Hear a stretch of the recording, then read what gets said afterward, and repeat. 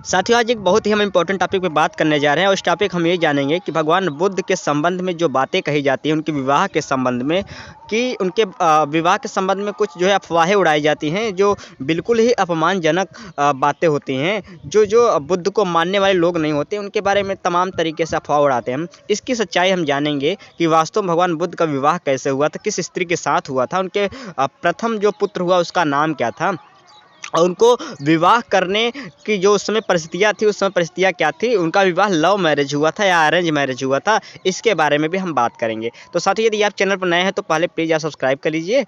अब आइए बढ़ते हैं टॉपिक पे। यह पूरी जानकारी हम डॉक्टर अम्बेडकर की लिखी किताब बुद्ध और उनके धम्म से जानेंगे, जो उन्होंने बहुत कठिन परिश्रम से लिखा था। हमारा उद्देश्य आडंबर और अंधविश्वास को दूर कर असली बौद्ध शिक्षा देना है। इसके बावजूद आपके कोई धार्मिक या सामाजिक आस्था को चोट पहुंचती है तो हम क्षमा प्रार्थी। कृपया धैर्य के साथ इस पूरे वीडियो को देखें और यदि आप चैनल पर नए हैं तो प्लीज़ सब्सक्राइब। तो हम जानेंगे विवाह के बारे में। जो गौतम बुद्ध साहब है उनके विवाह कैसे हुआ था। तो कहा जाता साहब कि दंडपाणी नाम का एक शाक्य था। यशोधरा उसकी लड़की थी। अपने सौंदर्य और शील के लिए वह प्रसिद्ध थी। यानी उनके एक शाक्य राजा ही था जिनका नाम दंडपाणी था। उनकी एक बेटी थी जिनका नाम क्या था, यशोधरा। क्या नाम था, यशोधरा था नाम था जो उनकी ही लड़की थी। यानी जो दंडपाणी साहब थे शाक्य के, उनकी लड़की का नाम यशोधरा था, जो बहुत ही सुंदर थी और शील के लिए प्रसिद्ध थी। शील का अर्थ क्या होता है, सदाचरण के लिए वो बहुत ही प्रसिद्ध थी। और साहब कहा जाता है कि यशोधरा अपने 16वें वर्ष में पहुंच गई थी। यानी यशोधरा की उम्र उस समय कितनी थी, 16 वर्ष थी। और दंडपाणी को उसके विवाह की चिंता ने आ घेरा था। और जो शाक्य के दंडपाणी साहब थे उनको उनकी चिंता इस बात पे आ गई थी कि उनका विवाह कैसे होगा, यानी जो उनकी बिटिया है यशोधरा उसका विवाह कैसे होगा। प्रथा के अनुसार दंडपाणी ने अपने सभी पड़ोसी देशों के तरुणों को अपनी लड़की के स्वयंवर में सम्मिलित होने का निमंत्रण भेजा। साहब दंडपाणी उस समय के राजा हुआ करते थे और राजाओं के समय एक रीति रिवाज चला करते थे कि यदि उनके बेटी विवाह के योग्य हो गई है तो आसपास जितने भी राजा या राज हुए थे उन सभी को निमंत्रण करते थे, उन सभी के राजकुमारों को निमंत्रण करते थे कि वो आए, उनकी बिटिया की जो स्वयंवर हो रहा है, जो विवाह समारोह हो रहा है उसमें हिस्सा ले। और उनकी बिटिया जिसको चुनेंगी वही उनके बिटिया के लिए वर के रूप में वर के योग्य होगा। तो इस तरीके से वहाँ पे उस समय कुछ प्रक्रियाएं होती थी शादी विवाह की जो राजाओं के यहाँ। तो जो दंडपाणी साहब भी क्या थे, एक राजा थे। तो उन्होंने भी अपने जो भी पड़ोसी देश थे, जो उनके तरुण थे यानी युवा जो व्यक्ति शादी में योग्य थे या शादी के लिए उत्सुक थे, उनको उन्होंने अपनी लड़की के स्वयंवर में सम्मिलित होने का निमंत्रण भेजा कि आइए आप जो है हमारे जो है लड़की के स्वयंवर में शामिल होइए और फिर हमारी लड़की जो है उसमें से चयन करेंगे कौन उसके योग्य है। तो साहब कहा था सिद्धार्थ गौतम के नाम भी एक निमंत्रण भेजा गया था। और इसी क्रम में सिद्धार्थ जो गौतम बुद्ध साहब थे उनके राज्य में भी एक निमंत्रण गया था कि आप भी स्वयंवर में शामिल हुइए। सिद्धार्थ गौतम का भी 16वां वर्ष पूरा हो चुका था और सिद्धार्थ गौतम का भी उम्र कितना था उस समय, 16 वर्ष था। उसके माता पिता भी उसकी शादी के लिए वैसे ही चिंतित थे। यानी जिस तरह दंडपाणी साहब चिंतित थे अपनी बिटिया की शादी के लिए, उसी तरह जो उनके पिता थे शुद्धोधन, वो भी अपने पुत्र की शादी के लिए ही बहुत चिंतित थे। कहते हैं उन्होंने उस स्वयंवर में जाने को और यशोधरा का पाणी ग्रहण करने को कहा। यानी उनके पिता ने बोला कि आप स्वयंवर में जाइए, यानी बुद्ध को क्या बोले कि आप स्वयंवर में जाइए और यशोधरा को अपने घर की बहू बनाइए। उनके पिता ने अनुरोध किया। उसने अपने माता पिता का कहना माना, यानी गौतम बुद्ध ने अपने माता पिता का कहना माना और आगत तरुणों में से यशोधरा ने सिद्धार्थ गौतम को ही चुना। और जितने भी उस समय उस स्वयंवर में जो इनकी यशोधरा के स्वयंवर जो समारोह हो रहा था उसमें जितने भी राजकुमार वगैरह आए थे, जितने भी तरुण युवा व्यक्ति लोग आए थे, उसमें से उन्होंने किसको चुना, उसमें यशोधरा ने किसको चुना, सिद्धार्थ गौतम को ही चुना। यानी जितने भी लोग आए उसमें उसने किसको चुना, सिद्धार्थ गौतम को ही चुना। अब दंडपाणी बहुत प्रसन्न नहीं थे इस बात से। जो यशोधरा के पिता थे वो बिल्कुल भी प्रसन्न नहीं थे कि उनकी बिटिया किसको चुन ली, गौतम बुद्ध को चुन ली। उसे उन दोनों के दाम्पत्य जीवन की सफलता में संदेह था। उन्हें लगता था कि इनका जो जीवन है यानी शादी के बाद जो जीवन है सही से चल नहीं पाएगा। इसके बारे में वो संदेह करते थे। उनके जो पिता दंडपाणी साहब थे, उसे लगता था कि सिद्धार्थ को तो साधु संतों की संगति ही अच्छी लगती है, उसे तो एकांत प्रिय है, वह एक अच्छा सदृष्ट गृहस्थ कैसे बन सकता है जो दंडपाड़ी साहब थे उनको उनको लगता था कि सिद्धार्थ क्या है, वो ज़्यादातर तो साधु संतों के बीच में ही रहता है, तो वो और वो एकांत प्रिय यानी ज़्यादा लोगों से बात भी नहीं करता है। तो इस कंडीशन में जो साधुओं की प्रवृत्ति जैसा उसका व्यवहार है, साधु जैसा रहता है, एकांतशील रहता है, मौन रहता है, शांत रहता है, वो कैसे घर चला पाएगा, इस बारे में उनको संदेह था। यशोधरा सिद्धार्थ गौतम के अतिरिक्त और किसी दूसरे से विवाह न करना चाहती थी, लेकिन जो यशोधरा थी उन्हें सिद्धार्थ गौतम जो गौतम बुद्ध थे वे उनको पसंद आ गए थे, और वो इसके बाद वो किसी दूसरे अन्य से जो है वो विवाह करने के लिए तैयार भी नहीं थी। बोली कि हम सिद्धार्थ गौतम से ही शादी करेंगे। उसने अपने पिता से पूछा, क्या साधु संतों की संगति को अच्छा समझना कोई अपराध है? यशोधरा का ऐसा ख्याल नहीं था, और उन्होंने अपने पिता से पूछा, क्या साधु को जो है यानी जो साधु संगति को अपनाता है, क्या उसे अपने वर के रूप में अपनाना क्या ये अपराध है? लेकिन यशोधरा इस बात का ख्याल नहीं था, यशोधरा की इस बात का ख्याल नहीं था कि ये अपराध है, इस चीज़ को वो बिल्कुल भी स्वीकार नहीं करती थी।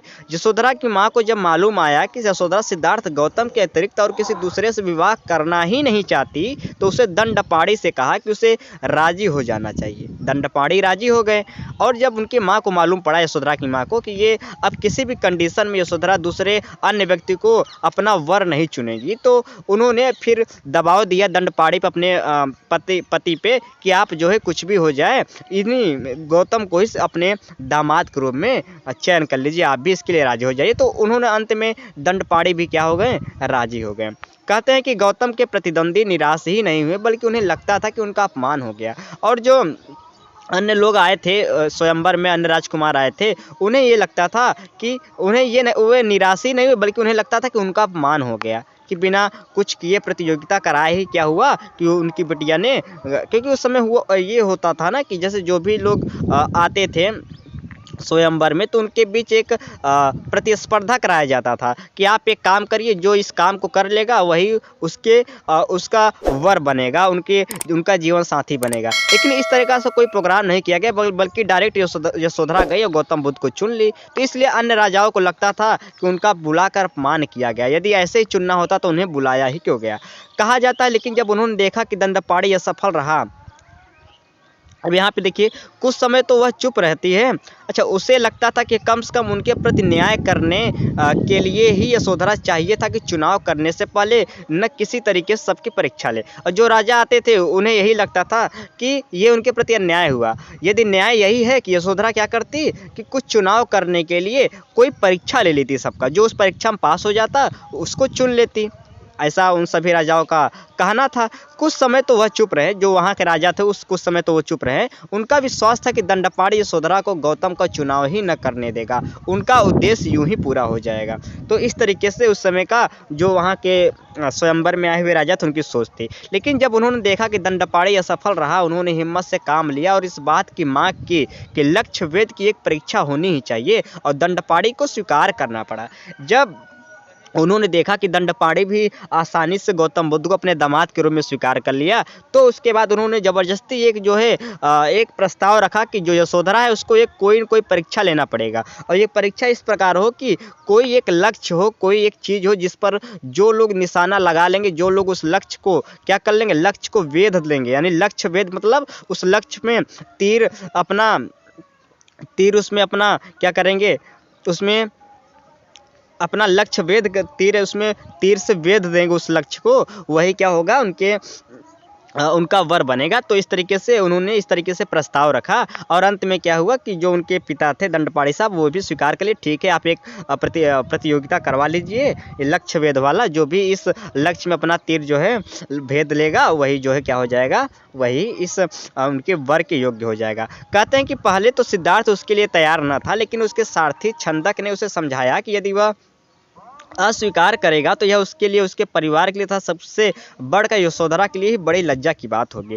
और जब पहले तो बुद्ध बोले कि मैं ऐसे किसी भी कंपटीशन, ऐसे किसी प्रतियोगिता में भाग नहीं लूँगा, लेकिन जब बाद में उनकी जो सारथी था छंदक ने समझाया कि यदि आप ऐसा इस प्रतियोगिता में भाग नहीं लेंगे तो लोगों को यही लगेगा कि जो है आप डर गए, आपके राज्य की बदनामी होगी। साथ ही जब जो यशोधरा आप पर इतना विश्वास की कि आप उनके योग्य है, तो उनके चयन का जो विश्वास है, चयन करने पर जो चयन की उनका जो फाउंडेशन है जो को जिस विश्वास के साथ आपको चयन की थी उसका भी क्या होगा, अपमान होगा। जब ये तर्क छंदक ने दिया तो क्या हुआ कि वो जो है सिद्धार्थ गौतम राजी हो गए कि ठीक है हम भी निशाना लगाएंगे।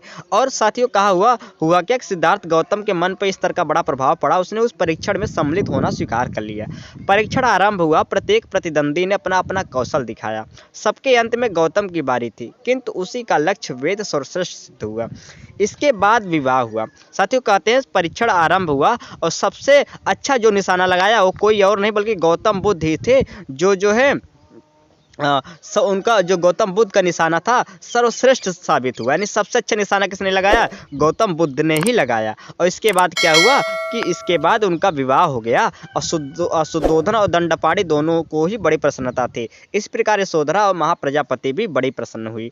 विवाह हो चुकने के काफ़ी समय बाद यशोधरा ने एक पुत्र को जन्म दिया और उसका नाम राहुल रखा। तो इस तरीके से हम देखते हैं कि जब उस प्रतियोगिता में बुद्ध ने जो है लक्ष्य को सर्वश्रेष्ठ हासिल किया, सबसे अच्छा निशाना उन्होंने लगाया, तो इस बात से जो है वे विजयी हुए और फिर बाद में उनकी शादी यशोधरा के साथ कर दी जाती है। कुछ ही समय बाद उनको एक पुत्र का जन्म होता है जिसका नाम उन्होंने क्या रखा, राहुल रखा। तो इस सेशन से आप उनके विवाह संबंधित जो तथ्य हैं बिल्कुल ही आपको जो है सरल भाषा में और बिल्कुल तथ्यात्मक पूरा आपको जानकारी पहुँच गई होगी। यदि आप चाहते हैं ऐसे वीडियो हम लाए तो प्लीज़ चैनल को सब्सक्राइब कर हमें हिम्मत दीजिए। सुनने के लिए आप सभी का धन्यवाद।